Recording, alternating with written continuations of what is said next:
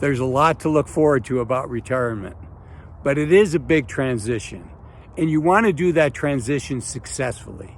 If you get it right, you're off to a smooth start and years of fun and enjoyment.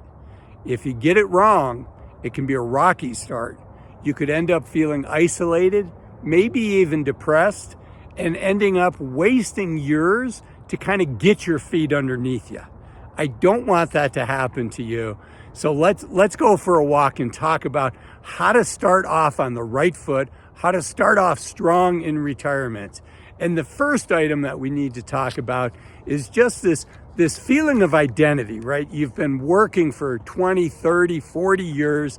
It's a big part of what we do and who we are and how we identify with ourselves. And I suggest that before you get to retirement, you start thinking about, what are the things that you want to do in retirement? What is your new purpose going to be? And it's super easy to just say that. But the harder question, I think it's fair to ask, is, hey, Azul, how do you actually do that? And the best answer I have for that question is to invest a little bit of time and a tiny amount of money in a book called From Strength to Strength by Arthur Brooks, Brooks. It's an excellent book that talks about the transition and thinking about your next purpose in life. I could do a video for an hour on this topic, but I'd rather you just read the book. It's one of my favorite books from 2023. Okay, let's keep going. So, the other thing to think about is this is a huge transition. Yes, it's something you're excited about. Yes, it's something you've dreamed about for many years, but it is a big transition. For those of us that went to college, you remember leaving home for the first time and being excited about college, but also being, a little worried. In my case, everything I owned was in 2 suitcases and, I was 12-hour drive away from home.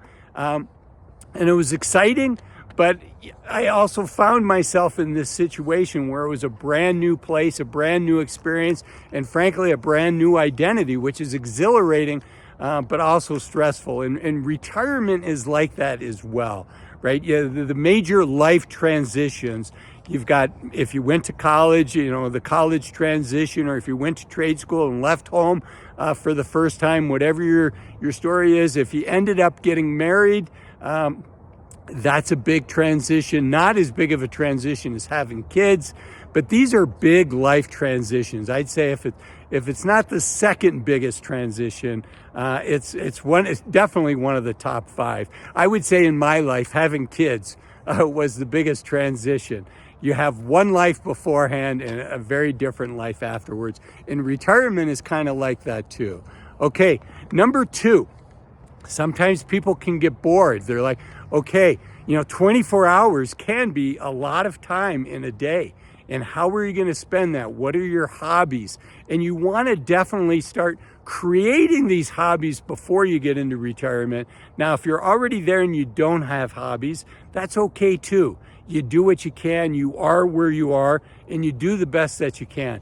But think about different hobbies. Think about things that give you energy or people that you just enjoy being with, and they tend to do this activity. As I record this, I live in a mountain town.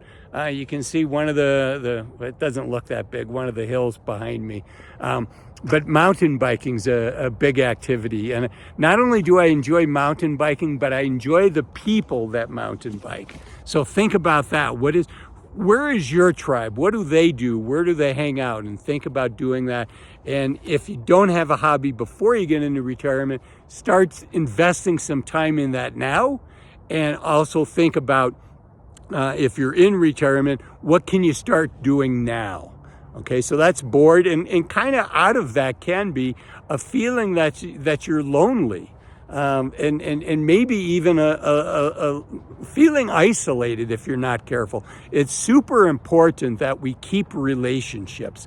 And the sad truth is, so many of our social relationships at work, they're still good people, they still care about you, but you don't have as much in common with them anymore. You're not on that team. You don't have those natural points of contact with them when you're working on a project, trying to achieve a goal, part of the same company, part of the same culture. And as much as you hope that you can maintain those friendships, most people find that their work friendships really take on at least a new meaning, and your work friends unfortunately become a less important part of your life. So think about, how are you going to maintain relationships with friends? How are you going to make new friends?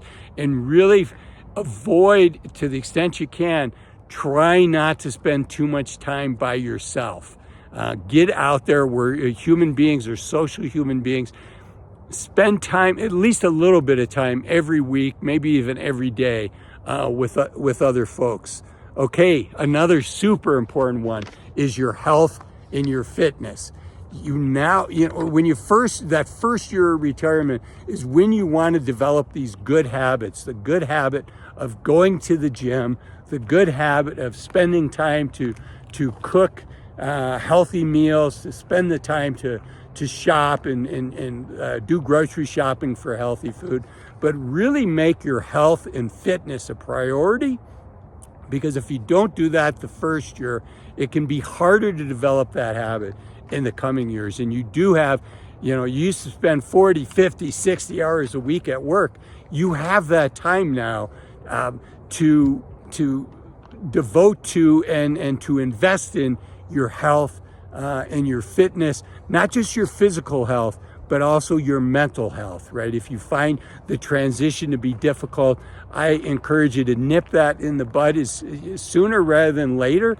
There's all kinds of online services now for mental health and therapists and life coaches. I've had a life coach for about a decade now, and it's, for me, has been a game changer. And they're super convenient and super available now by Zoom meetings, things like that. Okay, next on the list is financial concerns. Hopefully you've been working with a financial advisor. Hopefully you have a game plan and you know that you have enough money to retire. But, it's like the old Mike Tyson saying, everybody's got a plan until they get punched in the face. And fortunately, I haven't been punched in the face too many times. But what I do know is when you put together your financial plan, things change. The world's different. It'd be nice if the market went up 8% every year, but it doesn't do that. Some years it does really well. Some years it does poorly. It may average 8% a year, but the ride's going to be bumpy. So, have a financial plan and keep it up to date. Another thing related to finances is it's difficult for most people to transition from being a saver to being a spender. And so, give yourself, all right, let's say your plan says that you can spend $75,000 a year. Give yourself permission to spend that $75,000 a year. So many of my clients actually end up saving 10 or 15% of that.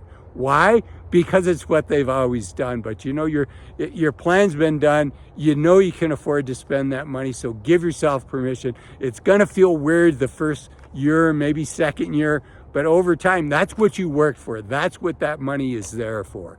The next one is relationships. Your relationship with your spouse, if you're married, that's a hugely important relationship. And things are going to be different because, if one of you's retired and the other one's not, there's some challenges that come with that. If you're both retired now, you both have a lot more time. And do you want to spend that time together? Do you want to kind of, do your own thing during the day and come back together for dinner in the evening like it might have been while you were working? So think about your relationship, and likewise with your mental health. Be willing to invest in your relationship, and if you need some therapy, there's nothing wrong with going to therapy. It doesn't mean that your relationship isn't solid.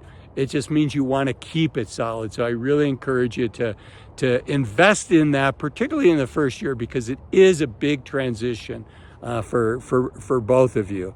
Okay, and then a super, super important one is don't make any rash, difficult to reverse decisions in your first year of retirement, particularly on the investment front.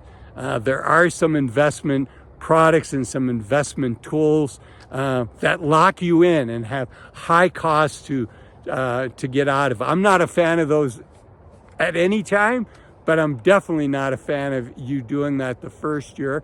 And you might be more prone to making those type of investments during the first year because you're in this unfamiliar land, and maybe things might seem different and maybe even a little scarier, right? If you're unfortunate and the market goes down in your first year of retirement and you're taking money out, that can scare you. There's all kinds of tools out there that will tell you it'll protect you from the downside, but many of them come with high costs and fees to get out of. So avoid any rash decisions there.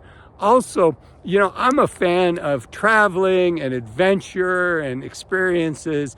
And I've mentioned before, you know, my wife and I may very well sell our home when we retire, and or use the home for rent and live remotely for a period of time. That's not for everybody. And if it's not something that you've been thinking about for years, I encourage you to take it slowly, and maybe don't sell your house that first year. Make sure that the path that you're on is the path that you want to be on before you make any of these big or irrational decisions. I also want you to take a look at this video here that talks about what is the average retiree income in retirement. So watch this video. Thanks for watching this one, and I'll see you in the next one. Bye-bye.